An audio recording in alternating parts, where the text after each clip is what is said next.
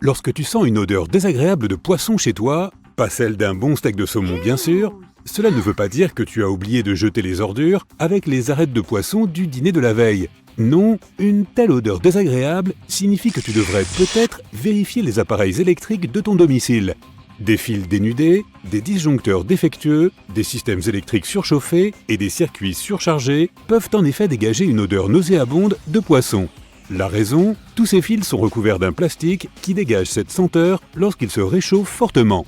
Si tu sens des œufs pourris dans ta maison, appelle immédiatement le plombier. La raison la plus évidente est liée au problème d'égout et de canalisation. Mais une telle odeur peut également se dégager si le chauffe-eau a des problèmes. Une autre cause possible peut être une fuite de gaz. Les fabricants ajoutent au gaz naturel un produit chimique qui sent mauvais, de sorte que les gens puissent facilement remarquer la moindre fuite sur le champ. Certains pensent que l'on peut sentir le monoxyde de carbone grâce à ces additifs, mais malheureusement, cela ne fonctionne pas ainsi. Ce gaz est un sous-produit dangereux de la combustion et il ne peut être stocké nulle part, contrairement au gaz naturel, de sorte qu'aucune odeur ne peut lui être ajoutée. Alors fais vraiment attention. Comme beaucoup d'autres choses désagréables, la moisissure dégage effectivement une odeur, et celle-ci est assez distincte. Elle a une senteur de terre et de moisi. Il n'est pas rare de la trouver partout où il y a de l'eau et où elle est piégée, comme une fuite indétectée dans les murs. Les spores de moisissure peuvent se développer à la suite de cette tache humide et peuvent causer des problèmes de santé assez graves. La salle de bain peut également avoir une odeur bizarre à cause de l'eau stagnante ou de certains résidus dans les canalisations. Si tu as déjà appelé le plombier, mais qu'il ne peut venir que le surlendemain, il y a un truc pratique à faire pour masquer l'odeur. Ajoute quelques gouttes d'huile essentielle de ton choix sur le rouleau de papier toilette. Oui, le problème est toujours là, mais au moins, tu ne t'étouffes pas avec cette sensation désagréable. Si tu penses que ta brosse à dents est à l'origine de la puanteur dans ta salle de bain, asperge le support d'un détergent parfumé. Tu peux aussi fabriquer ton propre parfum en mélangeant un verre d'eau distillée, une cuillère à soupe de ton huile essentielle préférée et une cuillère à soupe d'alcool à friction. Ce dernier se chargera de faire leur affaire aux bactéries et l'huile essentielle dissimulera les mauvaises odeurs. De plus, il ne risque pas de provoquer de réaction allergique. Le lave-vaisselle est censé être impeccablement propre, mais en fait, l'odeur de moisi dans ta cuisine peut aussi venir de là. Un environnement chaud et humide est parfait pour les spores de moisissure, et s'il y a des résidus de nourriture, c'est un véritable paradis pour que celle-ci se développe. Pour s'en débarrasser, il suffit d'effectuer un cycle de chauffage à sec sans vaisselle. Veille à bien rincer tous les intérieurs, y compris les filtres et les panneaux. Parfois, les paniers à couverts peuvent aussi être très moisis. Retire-les et fais-les tremper dans un détergent antibactérien dilué pendant environ 1 heure. Rince-les soigneusement avant de les utiliser. Si tu es allergique à la moisissure, prépare-toi à ressentir toutes sortes de symptômes désagréables comme la toux, les éternuements, les démangeaisons, etc.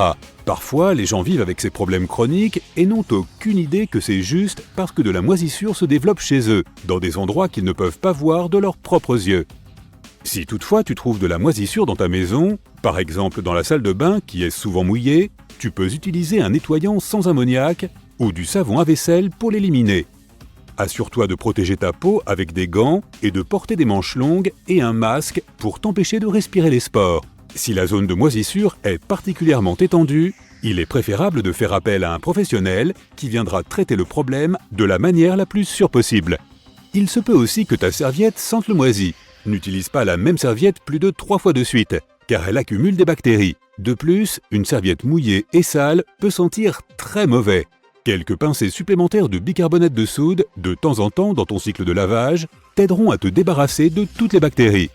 Si ta chambre sent le pourri, le problème pourrait être lié à ton matelas. Des tests récents effectués sur des matelas de 7 ans ont montré la présence de plus de 15 millions d'unités de bactéries formant des colonies par pouce carré, comme un univers entier dans ton lit. Burk! Il y a toutes sortes de saletés, des levures, des moisissures et même des bactéries staphylococciques. Aïe! Le bicarbonate de soude peut à nouveau t'aider. Tamise-en un peu sur le matelas et laisse-le reposer pendant 1 demi-heure. Ensuite, passe l'aspirateur, de préférence avec une brosse au bout. Méfie-toi aussi des bruits bizarres qui se produisent chez toi. Les cliquetis et les claquements en hiver ou en automne s'expliquent bien sûr par la première mise en marche du chauffage pendant la saison froide. Parfois, le problème vient des radiateurs et de la vapeur condensée coincée dans le système. Il s'agit de l'air qui se dilate et se contracte dans les radiateurs à cause des changements de température. Pour résoudre ce problème, tu pourrais essayer de faire évacuer la pression dans les conduits. Si le filtre de la climatisation est sale, il peut produire un bruit assez bizarre qui fait froid dans le dos. Un filtre sale signifie que le système de ventilation ne peut pas aspirer l'air librement. Il doit donc aller le chercher autour du filtre. Ce n'est peut-être pas si flagrant pendant la journée, mais ça va te rendre fou la nuit. Eh bien, il suffit de changer le filtre et de faire tes plus beaux rêves. Si tu prévois d'emménager dans une nouvelle maison, vérifie les murs avant de faire ton choix. Étonnamment, les murs recouverts de 20 couches de peinture sont une bonne raison de s'inquiéter. Contrairement aux vieux murs fissurés, la peinture fraîche est un signe révélateur. Il y a probablement quelque chose à cacher. Demande au propriétaire pourquoi il a fallu recouvrir d'urgence ces murs. Maintenant, examine le plafond. Une fois que tu connaîtras les dangers des plafonds en texture de pop-corn, tu ne voudras plus jamais en voir un planer au-dessus de ta tête. C'est parce que non seulement ils accumulent la poussière et sont très laids, mais ils peuvent aussi contenir une substance toxique appelée amiante. Tu entends cette musique de film d'horreur. L'amiante est composée de toute une batterie de fibres de cristal naturelles et difficiles à prononcer. Ce qui fait de l'amiante un matériau de construction recherché, c'est sa formidable résistance et sa capacité à supporter des températures élevées. Il peut également être résistant aux produits chimiques et même à l'électricité. Les toitures de certaines vieilles maisons peuvent avoir plus d'une couche, et parfois, celles-ci peuvent contenir de l'amiante. La présence d'un trop grand nombre d'arbres dans la cour avant constitue également un danger certain. Ils peuvent tomber pendant une tempête ou même prendre feu à cause de la foudre. N'oublie pas que cela peut coûter cher de couper les arbres. De plus, divers arbustes peuvent cacher des milliers d'insectes que tu ne voudrais certainement pas avoir dans ta maison. Naturellement, lorsque de vilains petits cafards et fourmis envahissent ton doux foyer, tu choisis un produit vraiment toxique. Hélas, les pesticides avec lesquels tu les assommes sont aussi nocifs pour toi. Pour éviter que cela ne se produise, il faut toujours nettoyer les insecticides que tu utilises dans ta maison après qu'ils aient fait leur travail, et veille à conserver les pesticides à l'écart des produits alimentaires ou de tout ce qui touche à ta peau, en général sous un évier ou dans un garage par exemple. Les moquettes peuvent sembler assez inoffensives, mais elles émettent des substances chimiques potentiellement dangereuses, connues sous le nom de composés organiques volatiles, COV, qui proviennent des colles et des teintures qu'elles contiennent. N'oublie pas que ta nouvelle moquette peut libérer diverses substances chimiques au cours des premiers jours. Il faut également tenir compte du fait que cette moquette peut emprisonner des polluants, acariens, squames d'animaux, moisissures, saletés, etc., qui peuvent avoir des effets néfastes sur les personnes souffrant de problèmes respiratoires. Pour prévenir les risques potentiels, laisse les fenêtres ouvertes pendant les premiers jours suivant l'installation de la nouvelle moquette afin que les COV puissent s'échapper et passe régulièrement l'aspirateur sur les sols recouverts pour débarrasser les fibres des polluants potentiels. Waouh, je pense que je vais déménager dans une grotte. Ça semble plus sûr. Est-ce que c'est un ours ? Dans la situation malheureuse où tu devrais fuir face à un animal dangereux, le pire des scénarios serait de ne pas le voir à temps. Jetons un coup d'œil à quelques-uns de ces prédateurs à l'esprit perçant qui sont passés maîtres dans l'art du camouflage. Tu sais quel est un des anagrammes de perçant ? Que dis-tu de serpent ? Ok, ce n'est pas exactement un anagramme, mais les serpents ont une perspicacité véritablement sidérante quand il s'agit de te mordre, avant même que tu saches qu'il y en a un à proximité. Et nous mordre, ils adorent. On estime que 4,5 millions de personnes sont mordues par ces reptiles chaque année. Malheureusement pour les humains, le serpent ayant le plus haut rendement en venin, c'est-à-dire la quantité de venin contenue dans les glandes à venin à un moment donné, est aussi un expert en discrétion. Voici la vipère du Gabon. Non, ne t'approche pas trop près. Cette espèce de serpent se trouve dans les forêts subtropicales et les savanes de l'Afrique de l'Ouest, notamment en Côte d'Ivoire, au Ghana, en Guinée, au Libéria, en Sierra Leone et au Togo. Elle atteint généralement une longueur d'environ 1 à 2 mètres et peut peser de 9 à 11 kilos, ce qui en fait l'une des vipères les plus grandes et les plus lourdes du monde. Et sans vouloir forcer le trait, cette espèce possède aussi les plus grands crocs de tous les serpents venimeux. Ils mesurent au moins 5 cm de long et se replient contre le palais du serpent lorsqu'ils ne sont pas utilisés. Si tu n'es pas encore terrifié par cette créature, c'est peut-être le moment de te dire qu'elle a des écailles agrandies sur son nez qui ressemble à une paire de cornes, parfait pour compléter sa large tête triangulaire et ses pupilles à fente verticale. En tant qu'animal qui pratique l'embuscade, cette créature aime tirer parti de ses écailles marbrées d'un gris brunâtre. Le Bitis gabonica, de son appellation scientifique, est une chasseuse nocturne qui peut rester parfaitement immobile sous les feuilles et les plantes des sols de forêt et attendre patiemment que sa proie passe avant de frapper. Ce serpent est carnivore. Son régime alimentaire comprend principalement des rongeurs, des oiseaux, des grenouilles et des lézards. Son aptitude à la chasse est grandement due à sa capacité à se fondre dans son environnement. Cela rend même la vipère capable de tuer des animaux plus gros comme les mangoustes et les lièvres. Inutile de préciser que si tu réussis à repérer une vipère du Gabon en te promenant en Afrique de l'Ouest, il n'y a que 2 choses auxquelles tu dois penser. Premièrement, ne la caresse pas. D'ailleurs, le mieux à faire est de prendre immédiatement la fuite. Bien que plutôt lents et de nature léthargique, ces serpents ont l'une des morsures les plus rapides qui soient. Leur tête peut se déplacer entre 280 et 320 km/h pendant une attaque. Et deuxièmement, tu devrais peut-être demander à quelqu'un de marcher devant toi, juste au cas où. Heureusement, les morsures de ces créatures sont très rares, car la vipère du Gabon est beaucoup plus paisible que d'autres serpents dangereux, comme la vipère piquante ou le mamba noir. Cela ne veut pas dire que tu ne dois pas être prudent. Lorsque des morsures se produisent, c'est souvent lorsqu'un pied humain marche accidentellement sur la créature. Car, comme nous le savons maintenant, elles ne sont pas toujours faciles à remarquer. Pour les malchanceux qui se font mordre, la blessure est vraiment sérieuse. Le venin de la vipère du Gabon est extrêmement dangereux s'il n'est pas contré par un antidote dans les 2 à 4 heures. Bon, ce n'est pas un scoop que beaucoup de serpents utilisent l'art du camouflage à leur avantage, étant donné qu'ils sont près du sol et pas spécialement larges ni grands. Mais pourquoi ne pas nous intéresser à une créature plus grande et que tu imagines sans doute n'avoir aucun mal à repérer? Prenons par exemple un léopard. On trouve des léopards dans de nombreuses régions du monde, comme en Afrique, dans certaines parties du Moyen-Orient, en Asie, notamment en Chine, mais aussi en Inde ou encore dans l'est de la Russie. En moyenne, ils peuvent peser entre 50 et 90 kg et mesurer jusqu'à 2 mètres, sans compter leur queue d'1 mètre. Généralement de couleur jaune sur le dessus et blanche sur le dessous, les léopards ont des taches sombres disposées en rosette sur tout leur corps. Les différents motifs de ces taches ont confirmé l'existence de plusieurs races de léopards. Les léopards noirs sont parfaitement équipés pour traquer d'autres animaux pendant la nuit en se cachant dans l'ombre, grâce à leur pelage tout à fait sombre. Et si tu penses que le pelage tacheté des autres léopards les rend assez faciles à remarquer, ce n'est pas le cas. Dans les environnements où il y a beaucoup de taches claires et sombres de différentes tailles et nuances, il est utile d'avoir de nombreuses taches ou rayures. Il suffit de penser aux zones tachetées de soleil de la brousse africaine et à la façon dont l'animal peut les utiliser à son avantage. Et comme si cela ne suffisait pas pour se comporter de manière furtive, les léopards savent aussi très bien grimper aux arbres. En d'autres termes, ils peuvent aussi te traquer d'en haut.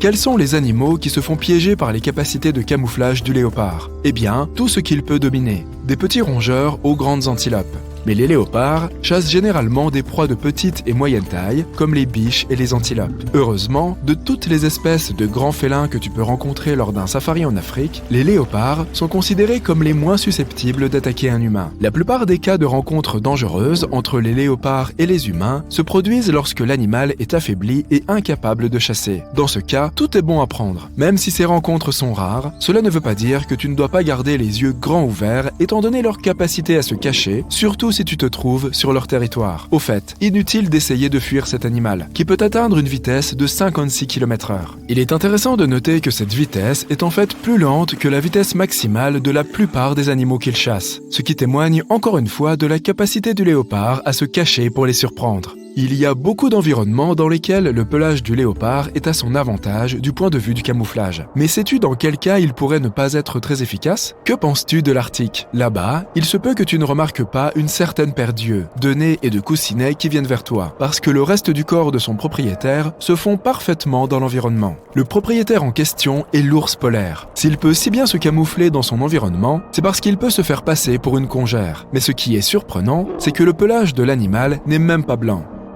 La fourrure de l'ours polaire est jaune et sa peau est noire.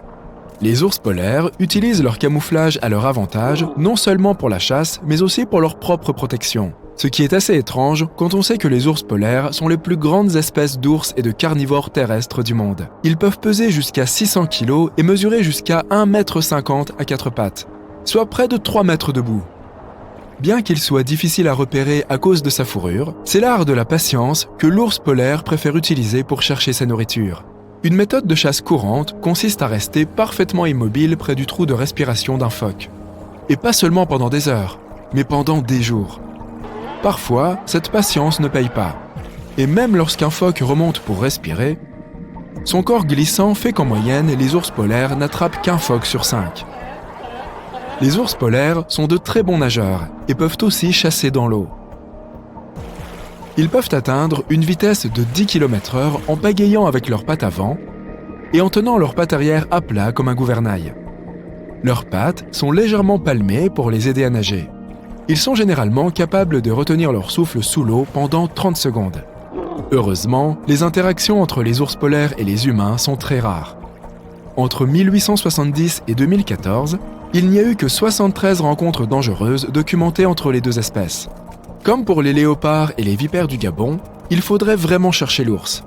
Le problème, c'est qu'il y a de fortes chances qu'il te trouve en premier si tu t'amuses à le faire. Parfois, les créatures n'utilisent même pas l'art du camouflage. Elles sont simplement si petites que tu ne peux pas les voir. C'est le cas d'une espèce de méduse connue sous le nom de Malokingi. Cette créature ne dépasse généralement pas la taille de 3 cm, soit l'équivalent d'un ongle de pouce humain. Imagine que tu te trouves sous l'océan et que tu essayes de repérer quelque chose d'aussi petit. La Malokingi a 4 tentacules entourés de tissus qui ressemblent à un halo. Tu peux trouver cette méduse principalement dans les eaux australiennes. Cette créature est surnommée Robert King, à cause d'une rencontre malheureuse avec un touriste américain du même nom, qui visitait l'Australie, s'est baigné et a succombé à sa piqûre. Tu penses peut-être que les méduses flottent sans but dans l'océan toute la journée, mais la plupart d'entre elles sont en fait des chasseuses actives, et la Malokingi ne fait pas exception. Cette créature a même des yeux équipés de lentilles, de cornées et de rétines.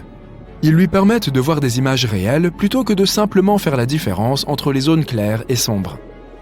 Malgré sa petite taille, la Malokingi est extrêmement venimeuse, comme l'a découvert le pauvre Monsieur King. À son contact, elle projette un venin dans le sang des autres animaux grâce à ses cellules urticantes en forme de fléchettes situées à l'intérieur des tentacules.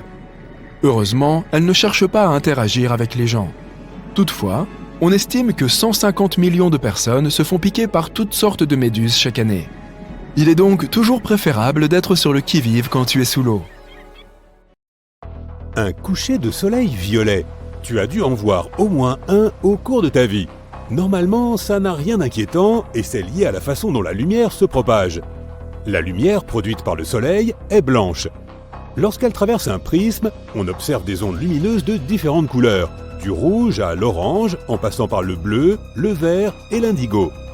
La lumière se déplace normalement en ligne droite, s'il n'y a pas d'obstacle.